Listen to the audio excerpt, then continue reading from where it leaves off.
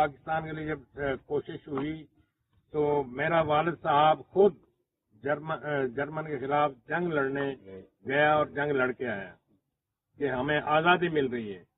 اور جب وہاں پاکستان بنا تو نعرہ لگا کہ جو ہندوستان میں ہندو رہے گا اور پاکستان میں مسلمان رہے گا، ایک ہی نعرہ تھا، بٹ کے رہے گا ہندوستان، بن کے رہے گا پاکستان. پاکستان کا مطلب کیا؟ لا الہ الا اللہ. لیکن جب پاکستان بن گیا تو یہ اس کا نعرہ ہی الٹ ہو گیا کہ یہاں پر ظالم جابر اور کتنے لوگ مسلط ہوئے اور اسلام کا نام ختم کر دیا گیا. وہی 1935 کا آئین جس کا رمضان صاحب ذکر کر رہے ہیں وہی پاکستان میں لاگو ہوا.